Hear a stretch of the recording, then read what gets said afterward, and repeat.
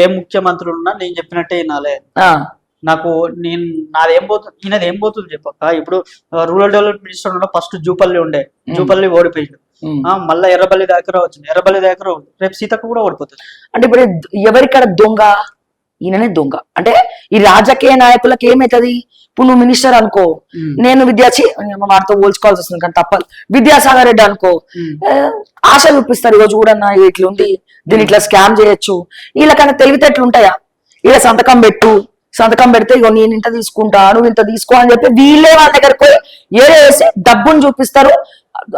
ఏమంటారు బ్రోకర్ పనులు. అంటే ఏమంటారు అంటే, నేను ఒక అమ్మాయిగా మాట్లాడద్దు, ఇవన్నీ చిట్టా కూడా అంటే ఏ ఐఏఎస్ ఆఫీసర్ ఏమేమి చేస్తున్నాడు బ్రోకర్ పనులు, ఎవరెవరిని ఎరగా వేసుకుంటున్నారు, స్పెషల్ స్టోరీగా నేను చెప్తాను, విత్ నేమ్స్ బయట పెడతా. నేను పక్కల వేసుకుంటా, వాళ్ళకి ఎరల వేసుకుంటా, ఇష్టం వచ్చినట్టు మాట్లాడుకుంటా, వాళ్ళకి డబ్బులు ఆశ చూపించి నీ చొప్పు చేతాల పెట్టుకొని నడిపిస్తున్నాడు. అంతే కదా.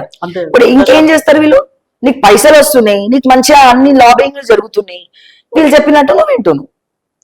ఆయన చెప్పేది ఏంటంటే, ఈ గవర్నమెంట్ ఏంటంటే మనవోతు మీద వాన ముడిచినట్టు దున్నపోతు మీద వాన ముడుస్తుంది చూడ. ఇన్ని వీడియోలు ఇంత వచ్చిన తర్వాత కూడా ఎంప్లాయీస్ అందరిని పిలుచుకొని మీటింగ్ పెట్టాలి కదా. ఎంప్లాయీస్ అందరిని పిలుచుకొని మీటింగ్ పెట్టారు. ఈయనకు బైలాస్ ఉండవు, ఏముండవు. డైరెక్ట్ ఈయన ఇప్పటి వరకు శ్రీనిధి 2019లో రిక్రూట్మెంట్ అయింది, ఇప్పటి వరకు రిక్రూట్మెంట్ కాలేదు. సంస్థల ఉద్యోగులు లేక సంస్థ తీవ్ర అస్తవ్యస్తంగా అయింది. ఈ విద్యాసాగర్ రెడ్డి గారి అరాచకాలు భరించలేకనే ఉద్యోగులందరూ వెళ్ళిపోయిన తర్వాత రిక్రూట్మెంట్ చేయాలి. కానీ ఫస్ట్ ఆఫ్ ఆల్ ఈయనకు మాత్రం టైం టు టైం రిన్యువల్ ఇస్తుంది. ఎట్లా సాధ్యమవుతుంది అది? టైం టు టైము బైలాస్ అన్ని చేంజ్ చేసుకుంటూ, ఈ బైలాస్ కూడా అన్ని వేస్ట్ బైలాస్ ఉన్నాయి. ఈయన మీద ఈ సిఎస్ఆర్ ఫండ్స్ కానీ, ఈ ఎస్సీ ఎస్టీ సబ్ ప్లాన్స్ కానీ అన్ని దారిని మళ్లించనని చెప్పేసి గవర్నమెంటే ఈ సోకాల్డ్ గవర్నమెంట్, ఈ రెడ్డి గవర్నమెంట్ వచ్చిన తర్వాతనే జీవో 523 ఎంక్వైరీ చేసింది. ఇప్పటి వరకు సంవత్సరం అయింది. అంటే ఎంక్వైరీ చేసిర్రు కానీ ఏం లేదు. ఈ ఎంక్వైరీని కాపాడేది ఎవరు? మిస్టర్ వేం నరేందర్ రెడ్డి గారు, వేం నరేందర్ రెడ్డి గారు, రేవంత్ రెడ్డి గారు, విద్యాసాగర్ రెడ్డి గారు, చంద్రశేఖర్ రెడ్డి గారు, అందరి మధ్యలో సింగరేణి శ్రీధర్ గారు. సింగరేణి శ్రీధర్ అంటే మాకు సింగరేణిలో ఏం చేసిండో తెలియదు మాకు సార్, కానీ మీకు తెలియదు. నాకు బాగా తెలుసు, మీకు తెలియదు. మీకైతే మంచిగా మాకైతే ఆయన అన్యాయం చేసిందని మేము అనుకోవట్లేదు. కానీ యాక్షన్ తీసుకోవడం కానీ సైలెంట్ గా ఉంటాడు అంతే. అంటే ఈయన వేం నరేందర్ రెడ్డి ఉన్న తర్వాత ప్రిన్సిపల్ సెక్రటరీ కూడా ఏం చేయలేకపోతే, ఇప్పుడు ఎంక్వైరీ చేస్తే కూడా ఎంక్వైరీని ఆపించుకుంటున్నాను. ఇప్పుడు ఈయన సంగతి చెప్పు. టీ ఫైబర్ ఇప్పుడు ఆయన మీకు ఒకప్పుడు శ్రీనిధిల మేనేజర్, ఆయన గవర్నమెంట్ జాబ్ ఆయన పేరు ఇందులో ఉంది వేణుప్రసాద్. ఇగో ఇక్కడ చూడండి, ఈ వేణుప్రసాద్ పెద్ద దొంగ. ఓకే, ఎవరికి చేదోడు ఉన్న వ్యక్తి? మిస్టర్ విద్యాసాగర్ రెడ్డి గారికి ఈ వేణుప్రసాద్ ఈ పన్నీరు వేణుప్రసాద్ అనే వ్యక్తి ఇక్కడ ఉందా? ఈ పన్నీరు వేణుప్రసాద్ అనే వ్యక్తి, ఈయన దీంట్లో మేనేజర్ ఉండే. అంటే ఈయన బానిస లెక్క అన్నట్టు. ఎవరు బానిస? విద్యాసాగర్ రెడ్డి బానిస, అంతే కదా. ఈయన ఎస్ అంటే ఎస్, ఈయన చెప్పులు పట్టుకోరా అని చెప్పులు మోయరా అంటే చెప్పులు మోస్తాడు. లేదు స్కామ్ చేద్దాంరా కలిసి, నువ్వు అక్కడ ఇక్కడ అంటే పోతాడు. ఈయన నమ్మి పని చేసినందుకు ఈ శ్రీధర్ బాబుకి బుద్ధి ఉందో సిగ్గుందో నాకు తెలియదు. టీ ఫైబర్ అని ఇప్పుడు కొత్తగా పెట్టిండ్రండి. ఇదంతా ఈ టీ ఫైబర్ ఎవరికి అప్పచెప్తారంటే పోయి ఎలన్ మస్క్ కి అప్పచెప్పి ఇప్పుడు దీన్ని పైలట్ ప్రాజెక్ట్ గా నిమ్స్ లా తీసుకుంటే, ఈ టీ ఫైబర్ ఎండి, జనరల్ గా ఎండీలు ఎవరు ఉండాలండి? ఐఏఎస్ లు ఉండాలండి. ఈయన ఐఏఎస్ఆ, ఐపీఎస్ఆ, గ్రూప్ 1 ఆఫీసరా, గవర్నమెంట్ ఉద్యోగ? నేను అడుగుతున్నా, శ్రీధర్ బాబుని అడుగుతున్నా, ముఖ్యమంత్రి రేవంత్ రెడ్డిని అడుగుతున్నా, మిస్టర్ వేం నరేందర్ రెడ్డిని అడుగుతున్నా, ఐటీ శాఖ మంత్రి దుద్దిల్ల శ్రీధర్ బాబుని అడుగుతా ఉన్నా, ఏ అధికారంతో ఈ స్కామ్ చేసినోని వీడు ఒక గవర్నమెంట్ ఉద్యోగి కాదు, వీడు ఇందులో ఒక మేనేజర్ గా పనిచేసినటువంటి వ్యక్తి, ఒక ఐఏఎస్ కాదోని, ఎటువంటి ఎక్స్పీరియన్స్ లేనోని ఎవరు రికమెండ్ చేస్తే టీ ఫైబర్ ఎండీగా రిక్రూట్ చేసుకున్నారు.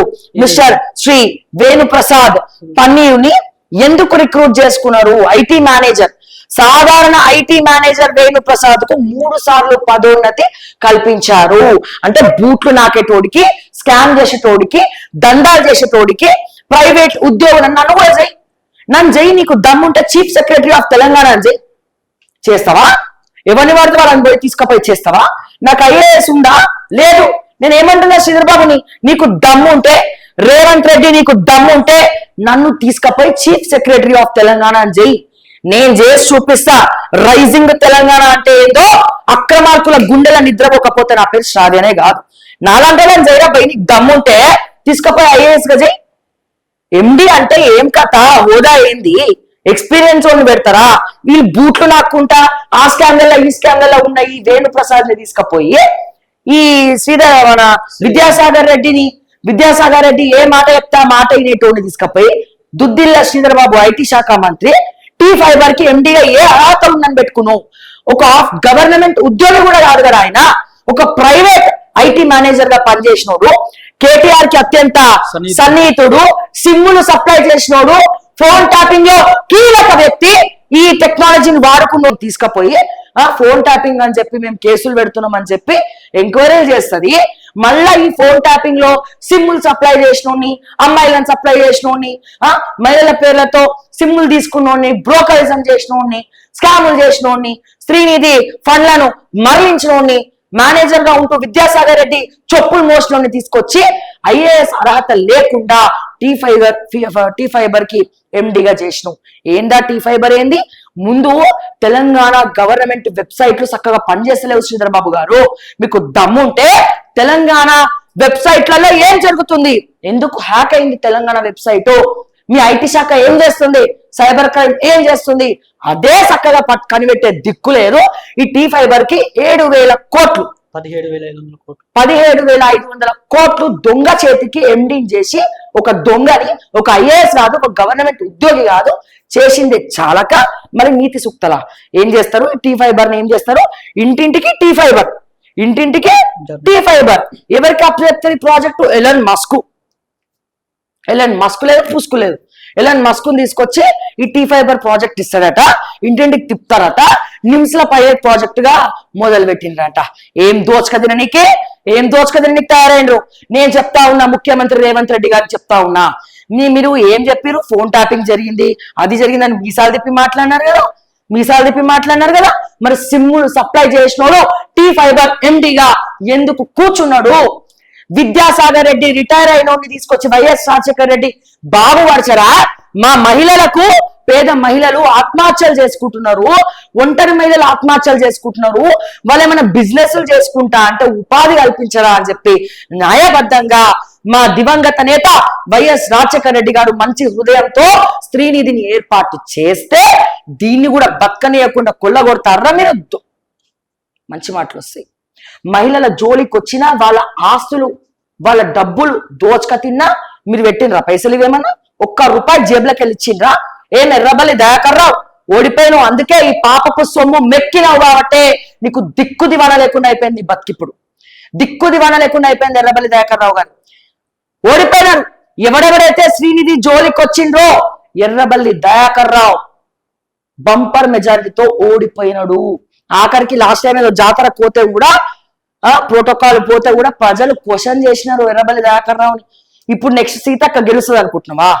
ఇంత మంచి పేరు అన్నిసార్లు గెలిచిన సీతక్క ఈ స్త్రీనిధి ఎంక్వైరీ చేయకపోతే, ఎందుకని ఇది మహిళల సొమ్ము, మహిళల కోసం ఏర్పాటు చేసింది. మా తెలంగాణ ప్రజల ట్యాక్సులతో, CSR ఫండ్స్ తో మహిళలకు ఏర్పాటు చేసిన సొమ్ముని కొల్లగొట్టినారు. నువ్వు కూడా గెలవవు, ముందు ఓడిపోతావు. దీని జోలికి వచ్చిన ఏ ఒక్కరు బాగుపడడు, పడలేడు. ఈ విద్యాసాగర్ రెడ్డి పైసలు మెక్కినా పెరాసిస్ తో బాధపడుతున్నాడు. దీన్నే అంటారు బహుశా కర్మ సిద్ధాంతం. రేవంత్ అన్న బాగా నమ్ముతాడట. పోయా రేవంత్ రెడ్డిని అడుగు, కర్మ జోలికి వస్తే ఆ కర్మ ఎవరిని వదిలిపెట్టదు అని చెప్పి తెలుస్తుంది. ఈ 421 మంది ఉసురు మీకు తగిలి నాశనం అయిపోతారు. అండ్ మీ నాశనాన్ని నేను కోరుకుంటూ 10 రోజులు టైం ఇస్తున్నా. ఈ జీవో మీరు వేసారు కదా, ఈ ఎంక్వైరీ ఎంతవరకు వచ్చింది? 523 ఎంక్వైరీ ఎంతవరకు వచ్చింది? దీని మీద విజిలెన్స్ నడవాలి. ఈ స్కాములు ఓడోడి చేసింది దీని వెనకాల ఆ T5 నుంచి అతన్ని ఎండిని తొలగించాలి. లేని పక్షాన ఇది సెంట్రల్ గవర్నమెంట్ దగ్గర తీసుకెళ్లి జంతర్ మంతర్ దగ్గర ఆమరణ నిరాహార దీక్షలు చేస్తాం విత్ ఆల్ పర్మిషన్స్. ఎవరు ఏం చేస్తారో మేము కూడా చూస్తాం. తస్మాత్ జాగ్రత్త అని డైరెక్ట్ వార్నింగ్ ఇస్తా ఉన్నాను. ఇంకేమైనా విషయం? ఈ వేణుప్రసాద్ అనే వ్యక్తి స్త్రీనిధిలో జీతం తీసుకుంటాడు, మళ్ళీ T5 లో 150,000 దీంట్లో జీతం. దీంట్లో జీతం. కానీ రిటైర్మెంట్ అయిన వాళ్ళకి డబ్బులు ఇచ్చే దిక్కుమాల ప్రభుత్వంలో మీరు ఉన్నారు. ఎగ్గొట్టిరా రిటైర్మెంట్ పెన్షన్, టీచర్లు కూర్చుంటున్నారు, ఎంప్లాయీస్ కి జీతాలు లేవు, స్టాఫ్ నర్సులకు జీతాలు లేవు, అవుట్ సోర్సింగ్ ఉద్యోగులకు జీతాలు లేవు. నువ్వు ముఖ్యమంత్రి మాత్రం జీతం తీసుకుంటాడు, మీ మంత్రులు మీ ఎమ్మెల్యేలు పాడుగానే మీరు అందరు జీతాలు తీసుకొని బాగుపడండి. మళ్ళా అంట రిటైర్ అయిన పెంచుతావు. ఒక పక్క నిరుద్యోగులు రోడ్ల మీద అడుక్క తింటా ఉంటే, భిక్షాటన చేస్తా ఉంటే, 60 సంవత్సరాలు, ఇంతకుముందు 55 సంవత్సరాలు ఉండే, అక్కడ నుంచి పుణ్యాత్ముడు 60 సంవత్సరాలు చేసిండు, తర్వాత 62 సంవత్సరాలు చేసిండు. అంటే ఏంటంటే ముసలోళ్ళకి దసరా పండుగ అని చెప్పి ఎన్ని రోజులైనా చేస్తే యువత భవిష్యత్తు ఏమైపోవాలి, మా నిరుద్యోగులు ఏమైపోవాలి, ఏ చెట్టు కింద కూర్చోవాలని చెప్పి నేను రేవంత్ రెడ్డిని అడుగుతా ఉన్నా. కొత్త వాళ్ళకి ఇస్తే ఉద్యోగాలు ఇవ్వాలి, రిటైర్ అయిన వాళ్ళకైతే మీరు ఏం చేయక్కర్లేదు. రిటైర్మెంట్ ఎందుకు పెంచుతున్నాడు తెలుసా? రిటైర్మెంట్ అయితే వాళ్ళకి పెన్షన్ పైసలు ఇవ్వాలి. నీ స్వార్థం కోసం ప్రభుత్వంలో పైసలు లేవు, నన్ను కోసిన పైసలు రావు అంటావు. మరి నీ జీతం ఎందుకు తీసుకుంటున్నాను? ఎందుకు తీసుకుంటున్నారో? ఈ విద్యాసాగర్ రెడ్డి దోచుకదని జీతం ఎందుకు తీసుకుంటున్నాడు? ఆ పెరాలసిస్ వచ్చిన తను 4 లక్షల జీతం తీసుకుంటాడు. ఎందుకు తీసుకోవాలి? 421 మందిని వాళ్ళ జీవితాలు రోడ్డుకి ఇచ్చినటువంటి విద్యాసాగర్ రెడ్డి సిగ్గు లేకుండా 4 లక్షల జీతం ఎందుకు తీసుకుంటున్నావు? అంటే నువ్వు ఈక్వల్ టు ముఖ్యమంత్రికి 4 లక్షల జీతం ఉంటది. కేసీఆర్ పెంచిండు జీతం ముఖ్యమంత్రికి. ఏ రాష్ట్రంలో కూడా లేనటువంటి స్కాములు నా దరిద్రం కాకపోతే తెలంగాణలో చూడాల్సినటువంటి అవసరం వస్తుంది. కడుపు తరుక్కపోతుంది, రగిలిపోతుంది. ఏ పార్టీ వస్తే ఆ పార్టీ దోచుక తింటా ఉంటే. ముఖ్యమంత్రికి 4 లక్షల జీతము, ఈ శ్రీనిధి విద్యాసాగర్ రెడ్డికి 4 లక్షల జీతం. సిగ్గుండాలే కొంచెమన్నా. ఇప్పటికన్నా మారు. ఈ ఏజ్ వచ్చినాక కూడా ఇంకా దోచుక తింటా అంటే నీ వయసుకు రెస్పెక్ట్ ఇచ్చి ఈ మాత్రం అన్న మాట్లాడుతున్నా. వేరే వాళ్ళైతే ఇంకా ఘోరంగా ఉండేది పరిస్థితి. అర్థమైందా? పెట్టుకో, ఎన్ని కేసులు పెట్టుకో. నీ రేవంత్కి చెప్పుకో, సీతక్కకు చెప్పుకో, ఏం కేసు పెట్టుకో. ఖబర్దార్ నన్ను లేకుండా చేసినా నేను ఆశ్చర్యపోను, నేను జంకను, నేను భయపడు. అర్థమైందా? సో డెఫినెట్ గా నేను రేవంత్ రెడ్డి గారికి నేను టైం ఇస్తున్నా, 10 రోజులు టైం ఇస్తున్నా. ఈ ఎంక్వైరీ GO 523 మీద ఎంక్వైరీ జరగాలి. పాయింట్ నెంబర్ 1, ఆల్రెడీ ఎంక్వైరీ చేసినారు. ఈ 421 మంది ఎక్కడున్నారు జల్లెడ బట్టి ఎతికి మరి పువ్వుల్లో పెట్టుకొని మళ్ళా వాళ్ళ ఉద్యోగాలు వాళ్ళకి వెనక్కి ఇవ్వాలి. ఈ రాము మీద ఉన్నటువంటి కేసులన్నీ కూడా, కావాలని పెట్టినటువంటి కేసులన్నీ కూడా కొట్టి పడేయాలి. పాయింట్ నెంబర్ 3, ఎవడైతే IT మేనేజర్ గా సిమ్ములు సప్లై చేసినాడో, ఫోన్ ట్యాపింగ్ కి కారకుడో, కేటీఆర్ కి అత్యంత జాన్ జిగిరో, వాణ్ణి T5 నుంచి సస్పెండ్ చేసి పడేయాలి. లేకపోతే సుప్రీంకోర్టుకి పోతాం, CBI ఎంక్వైరీ చేస్తా, నేనే ఇస్తా. ఏం చేస్తారో చేసుకోండి. నీకు నాకు పంచాయతీలు, వ్యక్తిగత పంచాయతీలు అయితే లేవు, కానీ ప్రజల మేలు కోసం ఎన్ని పంచాయతీలను పెట్టుకోవడానికి నేను రెడీగా ఉన్నా, ముఖ్యమంత్రి రేవంత్ రెడ్డి గారు అని చెప్పి అట్లాగే శ్రీధర్ బాబుకి చెప్తా ఉన్నా. T5 MDని తక్షణమే సస్పెండ్ చేయకపోతే ఇది ఎక్కడి దాకా వదులుతా, ఎక్కడి దాకా పోనీకి సిద్ధంగా ఉన్నామని చెప్పి నేను మరొక్కసారి తెలియజేస్తా ఉన్నా.